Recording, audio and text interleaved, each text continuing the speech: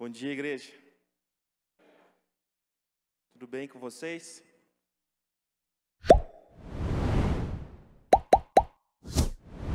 Deus, quero convidar você já a abrir lá em Efésios, capítulo 1. Essa manhã a gente vai continuar essa série que iniciou no domingo passado, sobre a carta de Efésios. E a gente vai ler do versículo 15 até o 23. Então, conforme você for achando, se coloque de pé, por gentileza. Obrigado. Para que a gente possa ler junto.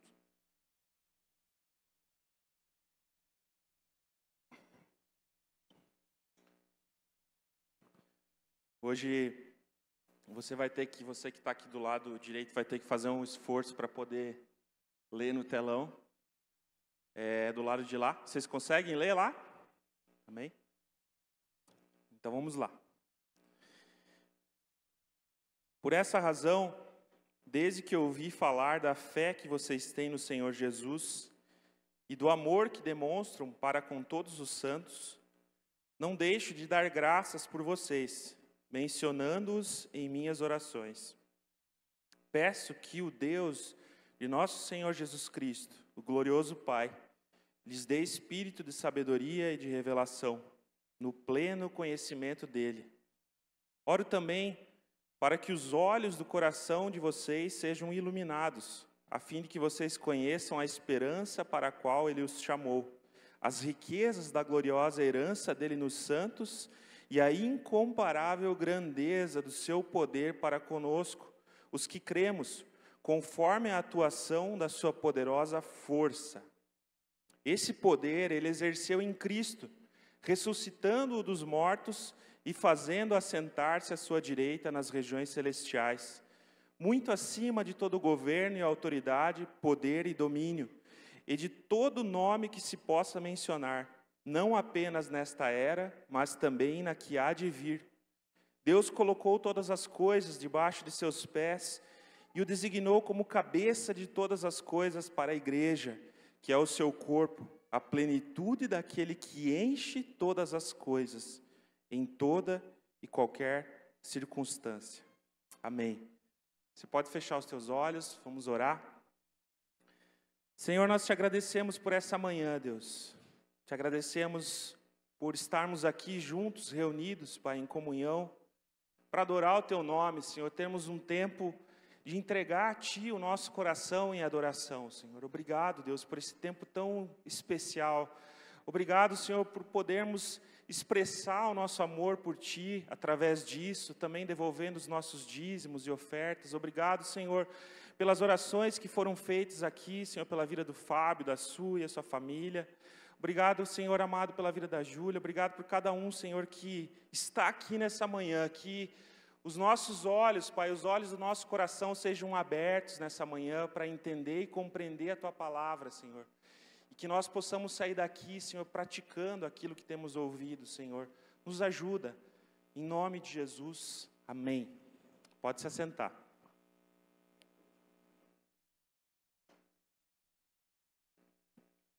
Então, no domingo passado, o pastor Jean falou sobre nós calcularmos aquilo que o Senhor já nos entregou. E aqui, na continuação do capítulo 1, o apóstolo Paulo, ele vai orar por esses irmãos dos Efésios.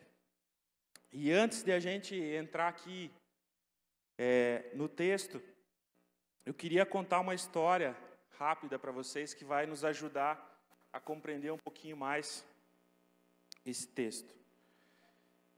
Diz assim: no dia 6 de janeiro de 1822, a esposa de um pastor pobre na Alemanha deu à luz a um menino. Mal sabia ela que um dia ficaria conhecido no mundo inteiro e se tornaria extremamente rico. Quando Heinrich Schliemann, perdoe o meu alemão, tinha 7 anos de idade, ficou fascinado com uma gravura que retratava a antiga cidade de Troia em chamas. Ao contrário da maioria das pessoas, Heinrich acreditava que os dois grandes poemas de Homero, a Ilíada e a Odisseia, eram baseados em fatos reais, e se pôs a provar essa convicção. Então, em 1873, descobriu o local da antiga cidade de Troia, além de um tesouro fabuloso, que contrabandeou para fora do país, provocando a ira do governo turco. Schliemann tornou-se um homem rico e famoso, pois ousou acreditar num relato antigo e agiu em função da sua fé. Essa história, ela conta um pouco daquilo que muitas vezes a gente deixa de fazer. A Bíblia, ela nos relata fatos verdadeiros. Ela nos conta histórias que são reais, certo? Você acredita nisso? E existem riquezas que o Senhor deseja nos entregar, que já são nossas. Nós só precisamos ter fé e buscarmos essas riquezas, que não são só materiais, mas principalmente espirituais. Amém? Então aqui, o apóstolo Paulo, ele começa o texto dizendo, por essa razão, ele vai continuar aquilo que o pastor Jean falou no domingo passado, ali no versículo 14, nós somos feitos para a glória de Deus. Então, ele fala assim, o versículo 15 e 16, por essa razão, desde que eu ouvi falar da fé que vocês têm no Senhor Jesus e do amor que demonstram para com todos os santos, não deixo de dar graças por vocês, mencionando-os em minhas orações. Aqui, nós podemos ver, irmãos, que a igreja de Éfeso, ela tinha uma fé acompanhada de obras. É isso que Paulo está falando aqui, que eles demonstravam a fé deles. Eles demonstravam o amor deles a Deus, amando ao próximo. Ou seja, o amor que não tem demonstração de amor, ou prática de amor, ele não é amor. O amor, ele precisa operar na nossa mente, ele precisa operar no nosso coração, e ele precisa que os nossos desejos sejam demonstrados. A gente não pode ficar só no campo dos pensamentos e das emoções quando nós falamos de amor. E a igreja de Éfeso, ela não fazia ou não praticava o amor só de forma sentimental, mas realmente com práticas, com ações que demonstravam aquilo que eles acreditavam. Sabe, nós podemos pensar juntos em alguns exemplos que podem nos ajudar com relação a isso. Quando você, por exemplo, o Fábio hoje estava falando aqui sobre a Sui, quando ele começou a amar a Sui, a gostar da Sui, ele não ficou somente no campo dos pensamentos e das emoções, certo? Ele partiu para a prática. Quando você se apaixona por alguém, quando você começa a gostar de alguém, você começa a ter atitudes que demonstram esse amor que está em você. Você concorda comigo? E então, nós precisamos aprender com a igreja de Éfeso sobre isso. Nós vivemos num tempo em que o amor ele tem ficado muito no campo dos sentimentos e das emoções. Isso vem de um histórico de televisão, mas principalmente das redes sociais hoje em dia. Não sei se você percebeu, mas às vezes eu me choco. Eu não tenho Instagram, não tenho Facebook, mas a minha esposa, a Sheila, ela tem. E às vezes ela está ali rolando aquela linha do tempo. E aí ela começa a ver algum vídeo ou começa a ler algum texto que mexe muito com as emoções dela. E quando eu vejo, ela está chorando. Aí ela está chorando porque aconteceu alguma coisa grave no mundo, e tal. E aí, de repente, ela rola mais um pouco. E daqui uns minutos ela está rindo. E o que eu quero dizer com isso, queridos? nós estamos nos tornando especialistas em sentir e não agir. A gente vê tragédias nas redes sociais e o máximo que a gente faz é comentar. Então aqui Paulo, ele está dizendo que a igreja de Éfeso, ela não agia somente no campo das emoções, ela praticava aquilo que ela acreditava, o amor. Então nós também precisamos aprender com isso, a começar a expressar, a ter atitudes que expressam o nosso amor de forma prática. Como que nós podemos fazer isso? Quando temos alguma situação que aparece à nossa frente, nós precisamos orar. Nós precisamos entender do Senhor o que nós podemos fazer para ajudar.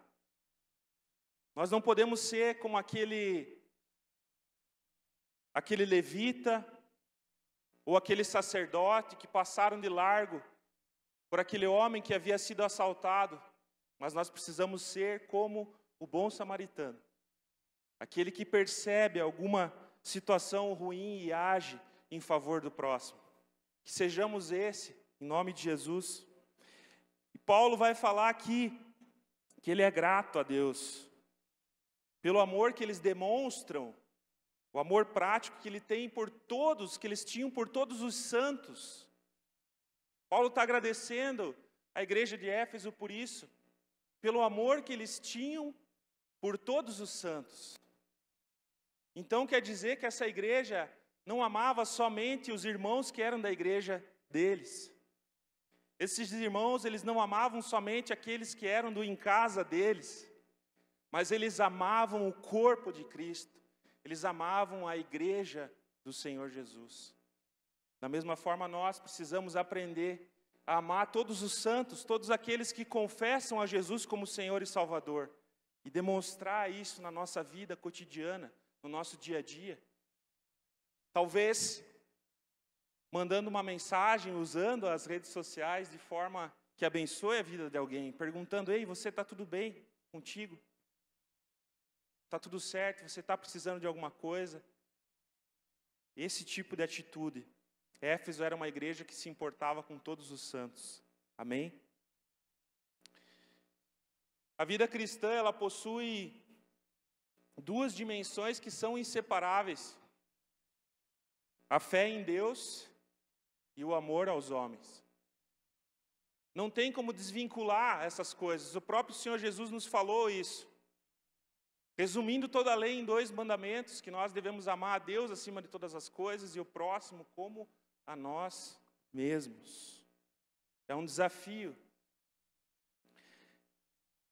Porém, existe uma coisa que nos atrapalha na nossa prática de amor. Essa coisa se chama tempo. Se você olhar, você continua lendo a palavra de Deus, você vai ler a carta de Efésios e você vai chegar lá em Apocalipse, no capítulo 2, e você vai perceber que a igreja de Éfeso, ela não permaneceu nesse amor prático. E serve como alerta o texto de Apocalipse, capítulo 2, versículo 4 e 5, que diz o seguinte: tenho, porém, contra você o seguinte: você abandonou o seu primeiro amor. Lembre-se, pois, de onde você caiu. Arrependa-se e volte à prática das primeiras obras. Se você não se arrepender, virei a você e tirarei o seu candelabro do seu lugar. Então aqui nós lemos que Paulo estava grato por aquilo que a igreja de Éfeso estava fazendo de amor prático, mas eles não conseguiram permanecer nesse amor. Talvez depois que eles receberam essa chamada aqui, eles tenham voltado às primeiras práticas. Amém? Eu quero crer, porque hoje estamos aqui porque o Evangelho continuou sendo anunciado e pregado por todo mundo, porque alguém decidiu demonstrar o amor na prática. Amém? Continuando, versículo 17 diz o seguinte: peço que o Deus de nosso Senhor Jesus Cristo, o glorioso Pai, lhes dê espírito de sabedoria e de revelação no pleno conhecimento dele.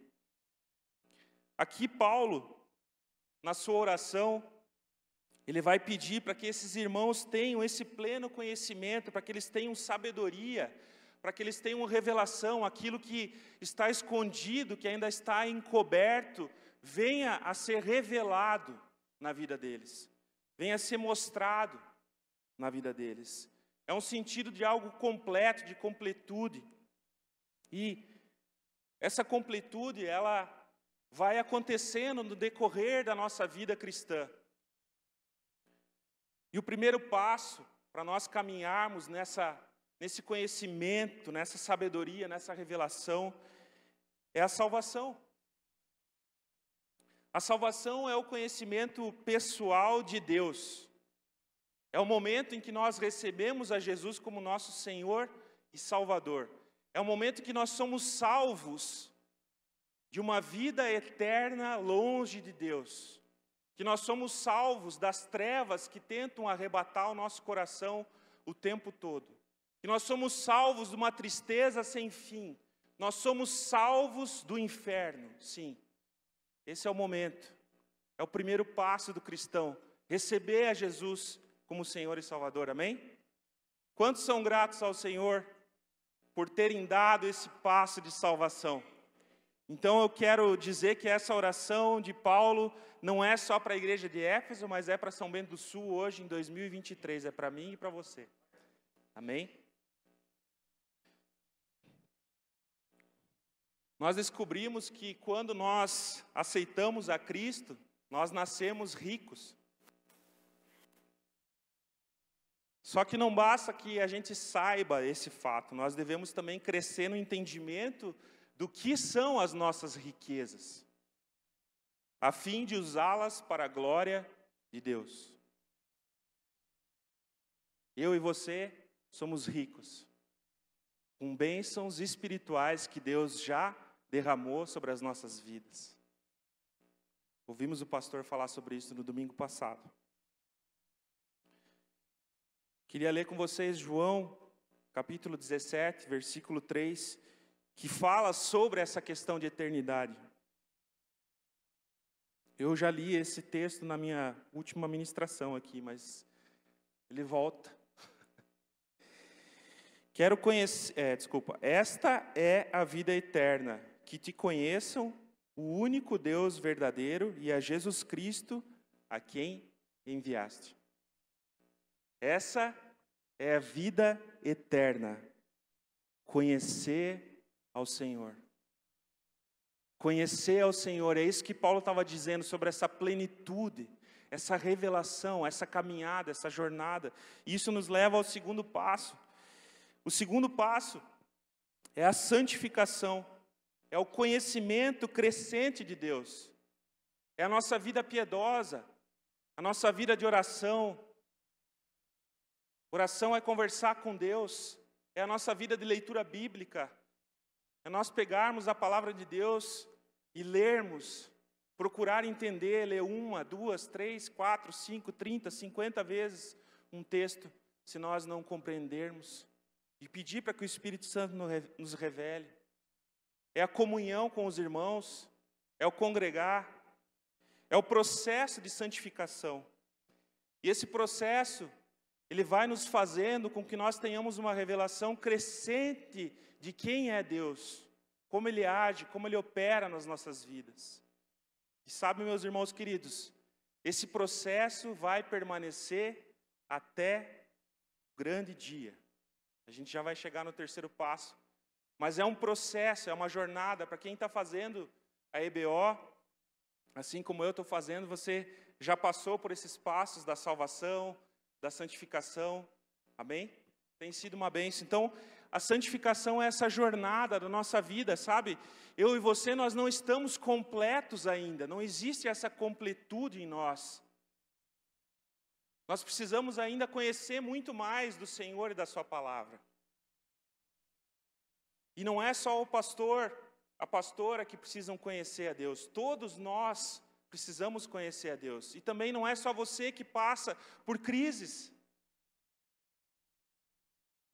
Todos nós passamos por crises, inclusive eu. E abrindo o meu coração aqui para vocês, eu estou num momento de crise, algumas situações que têm causado tristeza no meu coração. Porque Deus escolheu que fosse assim, que o seu tesouro habitasse em vasos de barro. Eu sou barro, eu sou falho.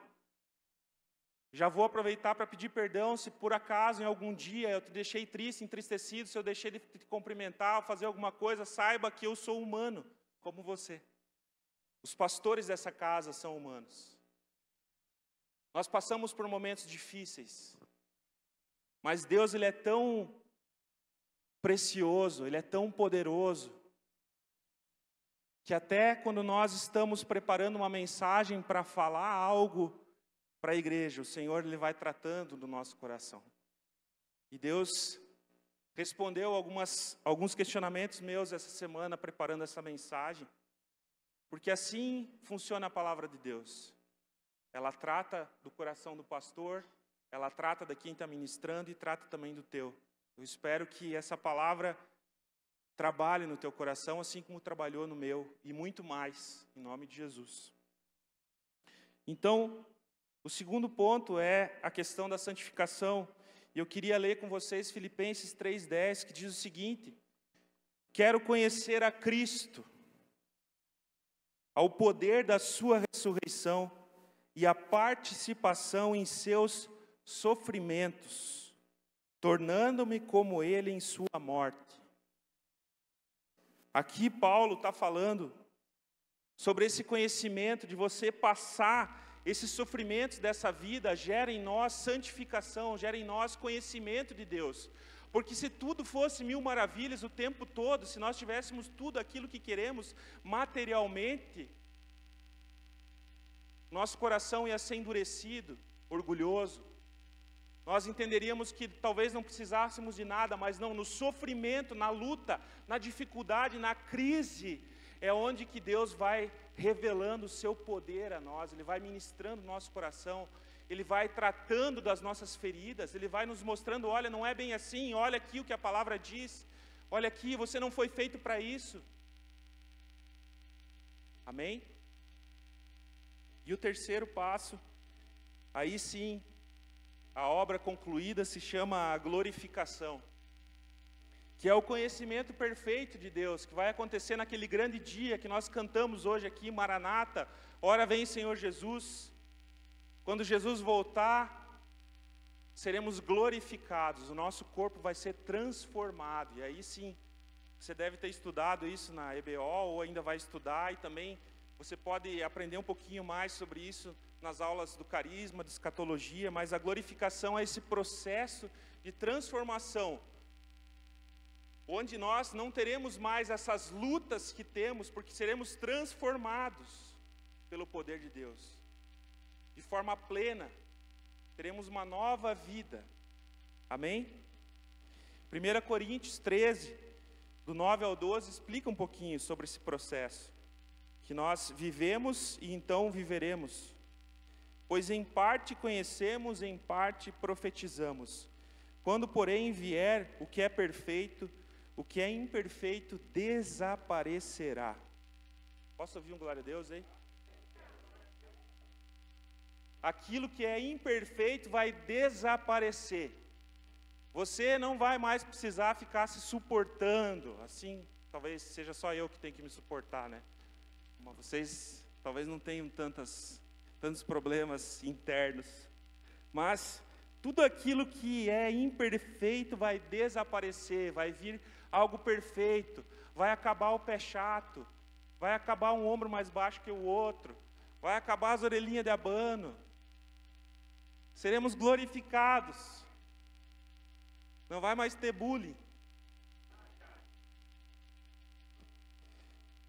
Versículo 11, quando eu era menino, falava como menino, pensava como menino e raciocinava como menino. Quando me tornei homem, deixei para trás as coisas de menino. Agora, pois, vemos apenas um reflexo obscuro, como em espelho, é o que nós vivemos agora, algo obscuro, não está completo, falta alguma coisa. Mas então veremos face a face. Agora conheço em parte, então conhecerei plenamente, da mesma forma como sou plenamente conhecido. Deus já te conhece de forma plena. Mas quando formos glorificados, quando nos encontrarmos com Ele, nós também o conheceremos de forma plena, de forma integral, de forma completa. Versículo 18 e 19 de Efésios 1, Paulo vai continuar a oração dele dizendo: oro também para que os olhos do coração de vocês sejam iluminados, a fim de que vocês conheçam a esperança para a qual Ele os chamou, as riquezas da gloriosa herança dele nos santos e a incomparável grandeza do seu poder para conosco, os que cremos, conforme a atuação da sua poderosa força. Sabe, a nossa falta de capacidade de compreender as coisas espirituais, ela não pode ser atribuída à nossa inteligência, à nossa razão. Mas a incapacidade de nós compreendermos as coisas espirituais, ela está ligada ao nosso coração, às nossas emoções, ao centro de quem nós somos como seres humanos. E é por isso que Paulo orou pedindo para que os olhos do coração dos irmãos de Éfeso fossem abertos. Os olhos do coração, eles precisam ser abertos pelo Espírito de Deus. Onde antes havia trevas, agora há luz. Através dos olhos do coração, você começa a enxergar aquilo que Deus quer revelar, pela sua palavra, pelo seu Espírito. Sabe, nessas orações que Paulo fez, como essa aqui que nós lemos hoje, ou várias outras, você vai encontrar nas cartas de Filipenses, Colossenses. Orações que Paulo fazia, ele pedia bênçãos para que os convertidos desfrutassem dessas bênçãos. Mas você não vai encontrar em nenhuma dessas orações coisas materiais. A ênfase que Paulo dava era sobre a percepção espiritual e sobre o caráter de um cristão genuíno e verdadeiro. Ele não pedia para que Deus desse aquilo que eles não tinham, mas sim que Deus lhes revelasse o que eles já possuíam. Então, essa oração que serve para nós também hoje é para que o Senhor abra os olhos do nosso coração, para que nós possamos enxergar as bênçãos que Ele já derramou no mundo celestial, no mundo espiritual, sobre as nossas vidas. Que os nossos olhos sejam abertos para que nós possamos enxergar aquilo que Ele já nos deu. Porque o nosso coração é facilmente confundido por emoções, por sentimentos, por lutas, por crises, por dificuldades. E a gente acha que o nosso contentamento está ligado a coisas materiais. E se nosso contentamento está ligado em coisas materiais, seremos constantemente infelizes. Tendo o que comer e o que vestir, estejamos contentes. Abre os olhos do nosso coração, Senhor, para enxergar aquilo que o Senhor já nos deu. Nós já temos um chamado, eu e você temos um chamado, nós já temos uma herança. Você já parou para pensar isso? É isso que esse versículo está dizendo, que nós já temos um chamado. Paulo está orando para que a igreja de Éfeso entenda esse chamado e essa herança. Já existe um chamado e uma herança, e o que nós fazemos a respeito disso? Nós anunciamos que existe um chamado e existe uma herança, entendemos o que é isso? Ou não? Nós cristãos precisamos reconhecer que dons nos foram concedidos, riquezas nas regiões celestiais. É a favor disso que Paulo está orando aqui. Nós precisamos, entretanto, que os nossos olhos do coração sejam abertos. Sabe? Precisamos perceber que Jesus ressuscitou e que essa era, esse mundo tem um novo Senhor que governa soberano. Sobre todas as coisas, o Senhor Jesus foi estabelecido. E é nessa situação de governo, de autoridade, de domínio de Cristo, que nós nos encontramos, que a igreja se encontra. Eu e você somos corpo de Cristo. E sabe para que Jesus exerce o seu governo? Nós já vimos que fomos feitos para a glória de Deus. Mas o Senhor Jesus exerce governo sobre a igreja. Ele é o cabeça da igreja, para que haja salvação. Para que aqueles que ainda não entenderam que existe uma herança, existe um chamado, compreendam que existe um chamado, que o Senhor os chama, e que existe algo que já foi dado a eles. Amém? Então, meus irmãos queridos, não cabe a nós ficar especulando ou tentando compreender sobre o destino daqueles que ainda não têm a Jesus, mas cabe a nós louvar a Deus com a nossa vida, trazendo glória a Ele, e sermos testemunhas de Jesus diante desses que ainda não têm a Cristo, transmitindo o amor verdadeiro, aquele amor que nós conversamos no começo, por essas pessoas. Eu e você somos ministros da reconciliação. É como se Deus estivesse fazendo um apelo por nosso intermédio para aqueles que ainda não têm a Cristo se reconciliarem com Deus, em todas as esferas que nós estamos, não só no domingo de manhã, mas em todo o tempo, na tua casa. Talvez existam pessoas que ainda não se reconciliaram com Deus, ainda não entenderam que elas têm uma herança. Talvez no teu trabalho existem pessoas que ainda não se reconciliaram com Deus e você ainda não falou sobre a salvação para elas. Você tem uma mensagem, você tem uma palavra, você tem algo que Deus já te deu, você tem uma herança, você tem um pai. E nós precisamos anunciar isso àqueles que ainda não entenderam e não compreenderam. É para isso que Paulo estava fazendo essa oração. O versículo 20 e 21 vai continuar. Esse poder ele exerceu em Cristo, ressuscitando dos mortos e fazendo assentar-se à sua direita nas regiões celestiais, muito acima de todo governo e autoridade, poder e domínio, e de todo nome que se possa mencionar, não apenas nesta era, mas também na que há de vir.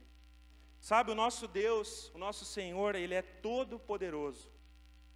Não há nome, não há nada que esteja acima do nome de Jesus. Os governos, eles vêm e vão. Temos provado e visto isso na prática.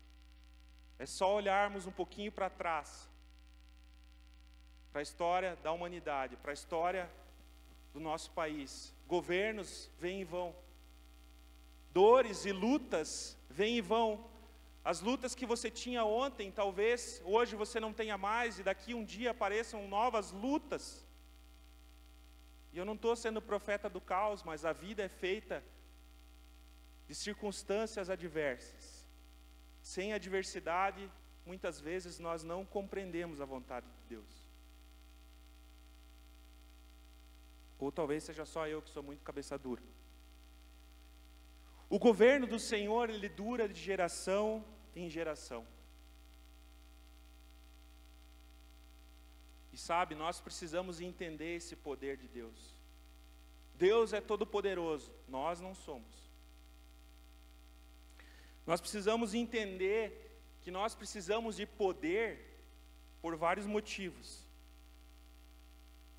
Poder do Espírito Santo. Nós precisamos desse poder por vários motivos. Em primeiro lugar, porque nós somos fracos demais por natureza, para dar o devido valor a essas riquezas e nos apropriarmos delas e fazer uso correto Nós, no nosso poder, nós não podemos compreender isso. Mas eu quero te dizer uma coisa, o poder de Deus se aperfeiçoa na nossa fraqueza.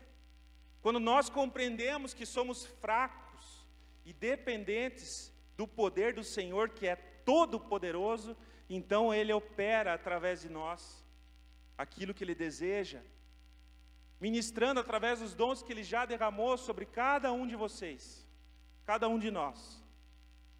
Você crê que existem dons derramados sobre a tua vida? Você crê que o Espírito Santo pode te usar como ministro da reconciliação? Você já compreendeu que o seu papel é ser embaixador de Cristo? Em todo lugar que você estiver, em todo tempo, em todo momento, para a glória do nome dEle.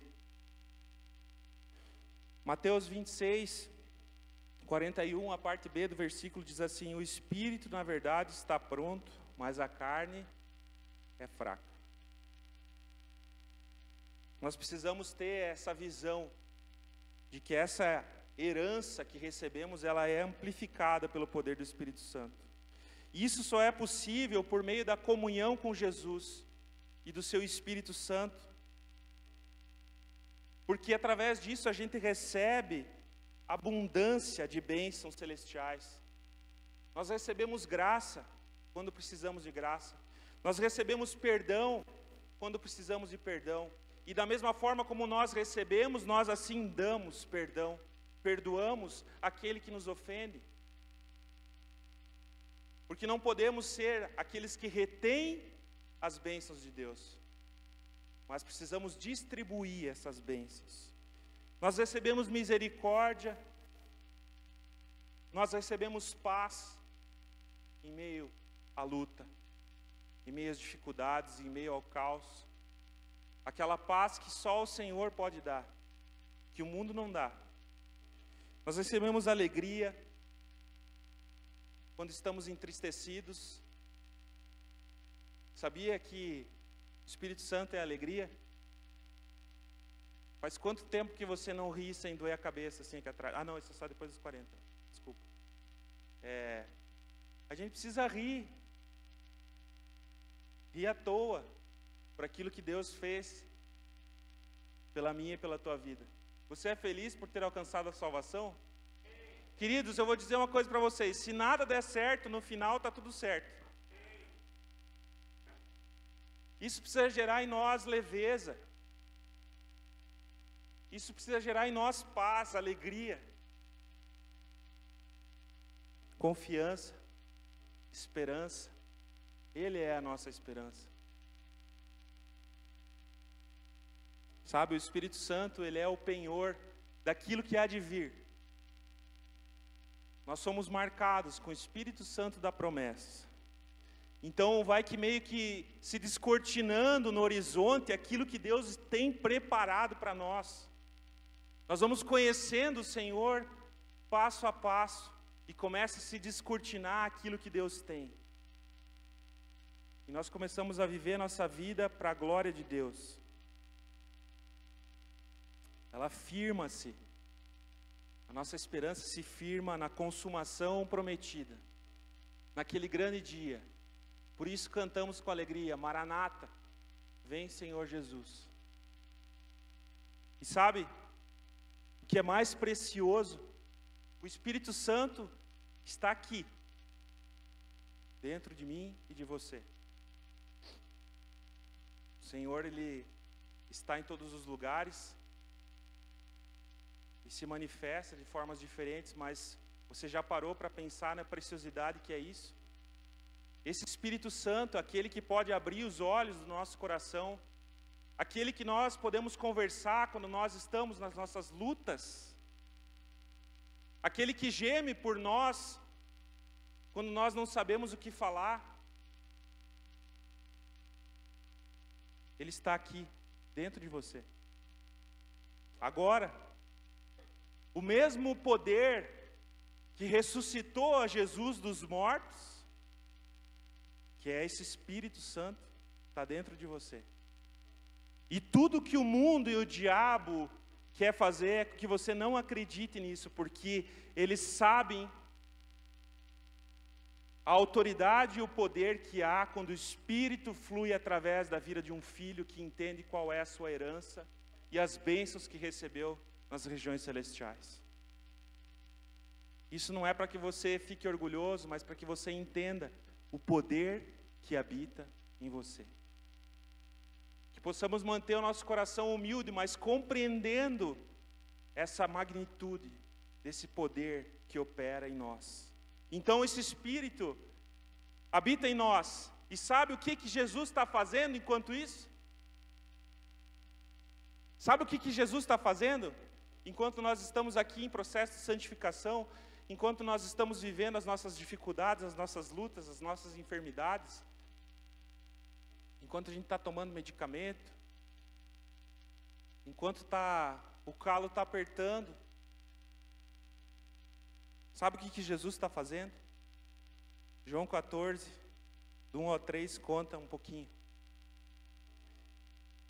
Diz assim: não se perturbe o coração de vocês. Vou repetir.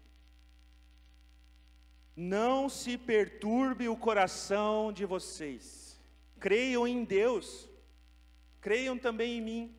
Na casa de meu pai há muitos aposentos. Se não fosse assim, eu lhes teria dito: vou preparar-lhes lugar. Vou preparar-lhes lugar.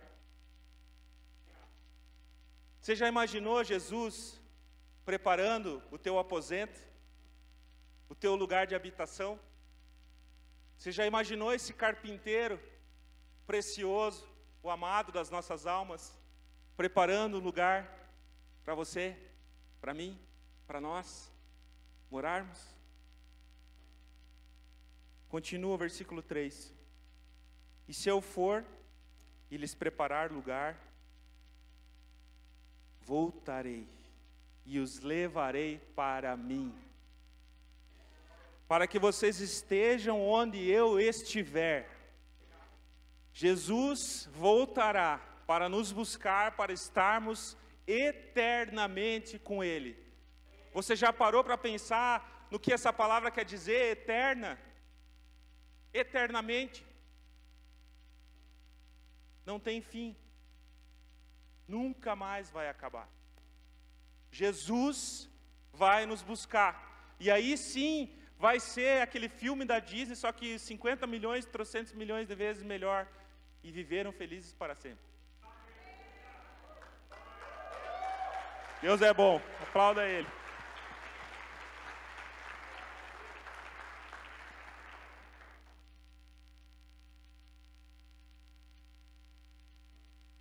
Eu tive um sonho, eu não lembro se foi começo desse ano ou ano passado, falando um pouquinho sobre essa questão dos aposentos e daquilo que Deus tem preparado. E nesse sonho,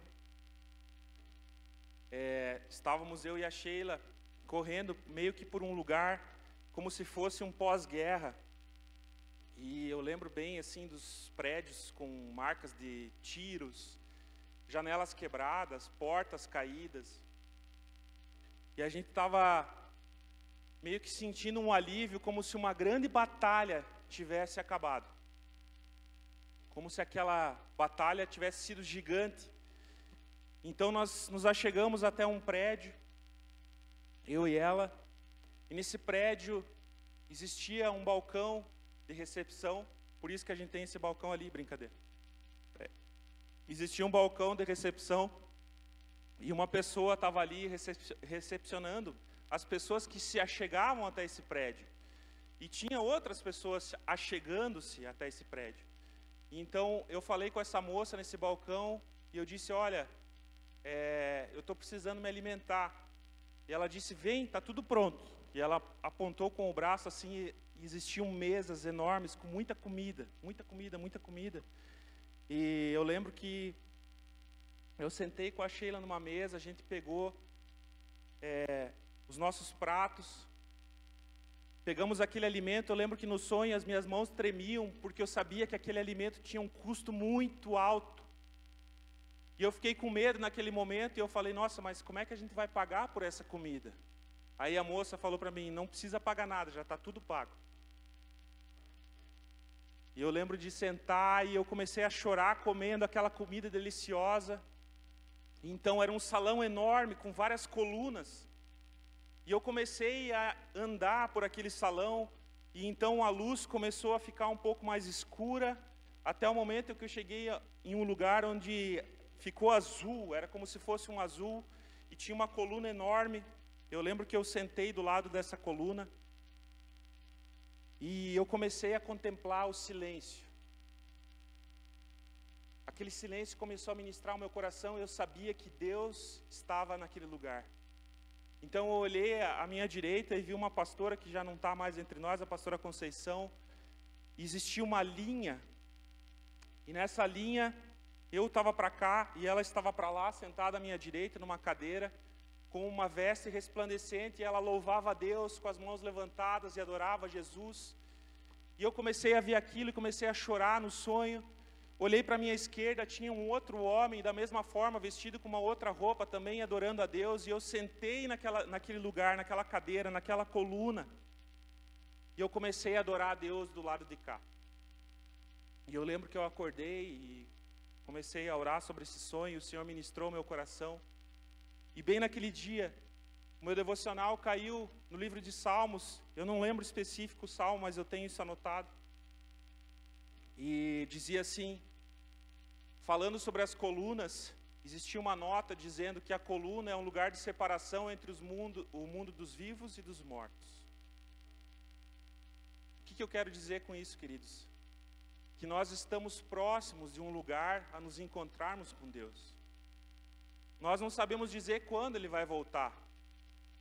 Nós não sabemos se isso vai levar 5 anos, 10 anos, 15 anos, 20 anos, 1000 anos. Mas fato é de que um dia nos encontraremos com Ele. Fato é de que existe uma herança, existe um lugar de banquete preparado para nós, que nós temos uma herança estabelecida e tudo já foi pago. Precisamos fazer uso daquilo que o Senhor tem derramado sobre as nossas vidas, amém?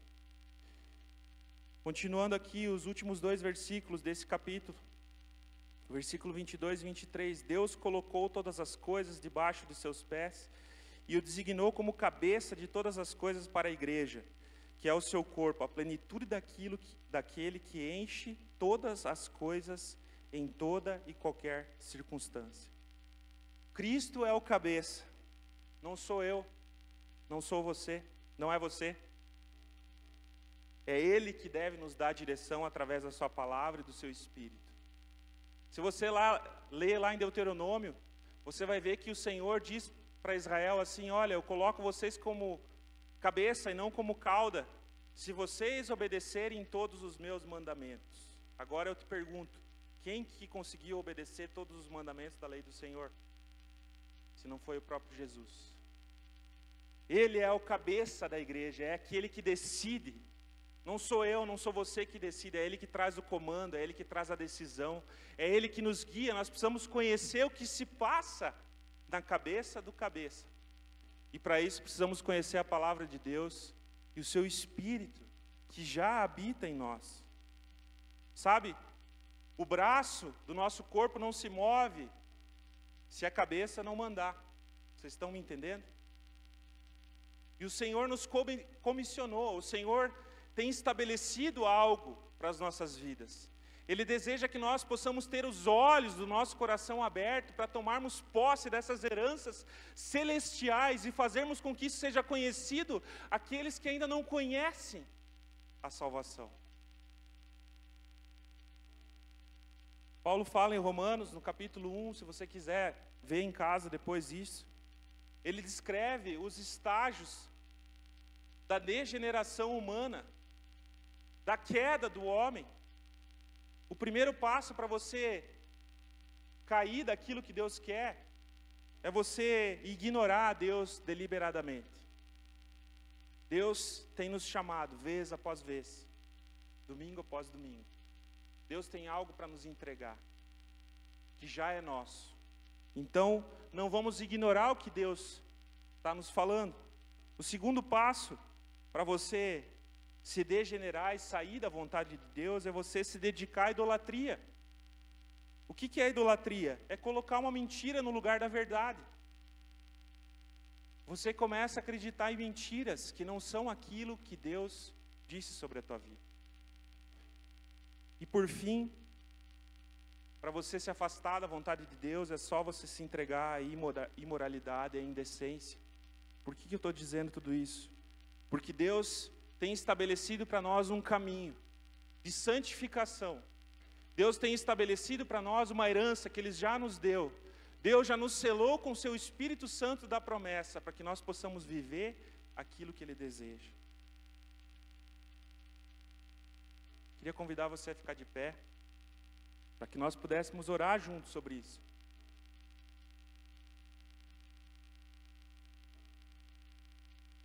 E a primeira pergunta que eu quero fazer é: Cristo tem sido suficiente para você?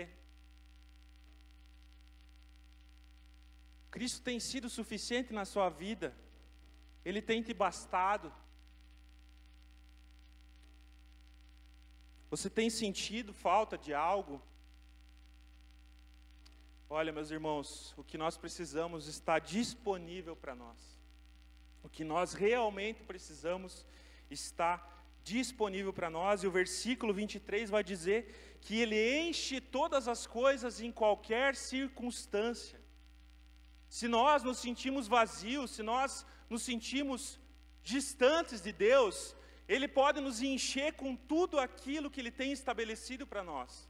Se estamos vazios, Ele nos enche de alegria, da sua presença, do seu Espírito. Se estamos nos sentindo sós, Ele é a nossa companhia. Se estamos em um vale de sombra e morte, Ele é o nosso pastor. Ele é a mais brilhante estrela da manhã.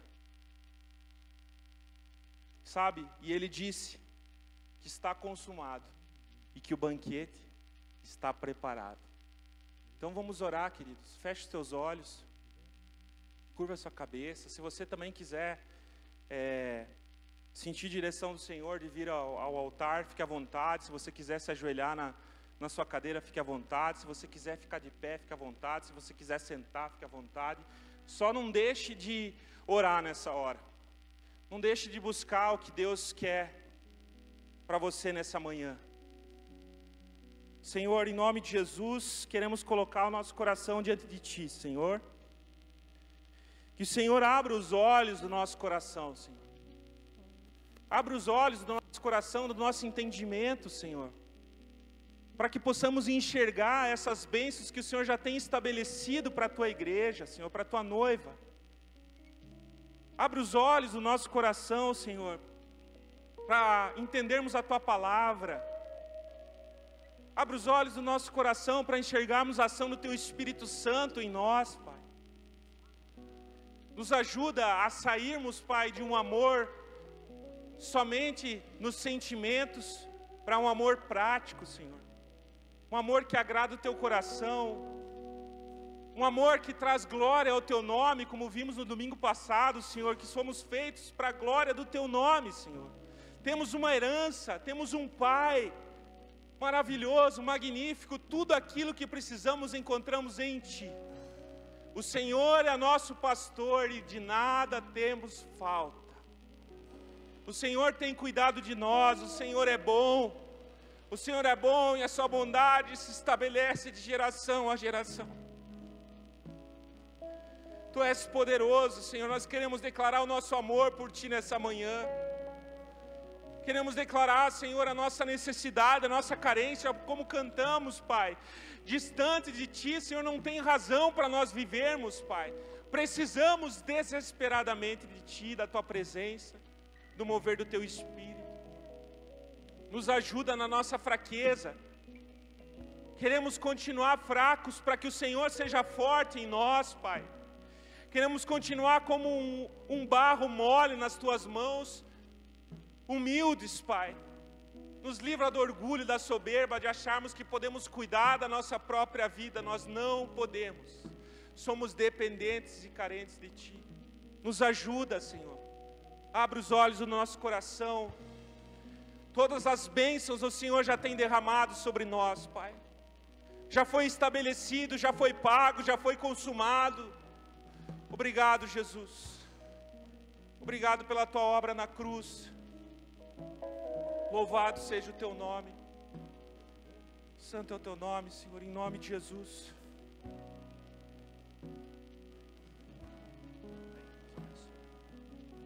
Aleluia. Quantos creem na bondade de Deus aqui nesse lugar? Amém. Ele é bom. Louvado seja o Senhor.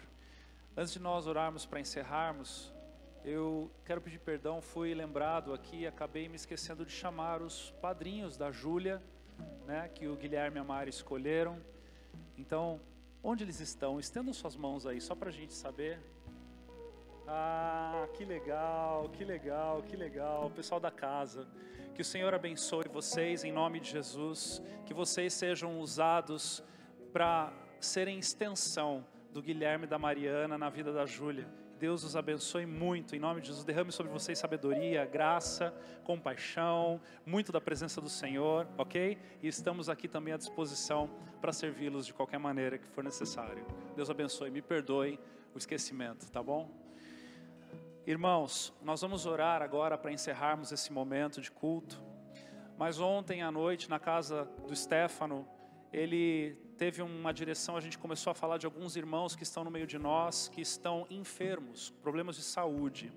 Então nós vamos encerrar o culto, mas eu quero pedir para que os pastores estejam aqui, para que líderes desta casa que fluem na unção de cura, que fluem na oração de fé, que sentam para estarem aqui à frente. Nós vamos pedir, se você tem alguma enfermidade física, se você está num processo de algum tratamento, se você não sabe exatamente um laudo ou uma situação tem te tirado a paz, tem te roubado a paz, nós cremos que o nosso Deus é o mesmo ontem, hoje e eternamente, amém?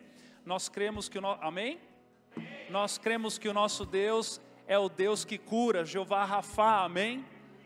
E Ele pode curar se nós orarmos e crermos, e se na vontade dEle, na sua soberania, Ele derramar do seu poder, nós veremos e ouviremos os seus grandes feitos, amém? Então nós vamos encerrar, mas eu quero dizer a você que o altar vai estar aberto. Nós estaremos aqui com os pastores, alguns líderes que sentirem no coração de estarem vindo orar também. Nós vamos orar por você caso haja uma necessidade. Então, se você vai se despedir e você vai pegar o teu filho, ou você quer ter comunhão com os irmãos, eu quero pedir para que você respeite esse momento. Nós temos o lobby ali para que você possa ir para um outro lugar, ter esse momento de comunhão, enquanto nós estaremos orando por essas pessoas, amém? Vamos levantar as nossas mãos para cima e agradecermos ao Senhor. Palavra abençoada. Obrigado, Deus, pela tua palavra. Obrigado, Deus, pelo teu ensinamento. Obrigado pela porção derramada sobre nós nessa manhã.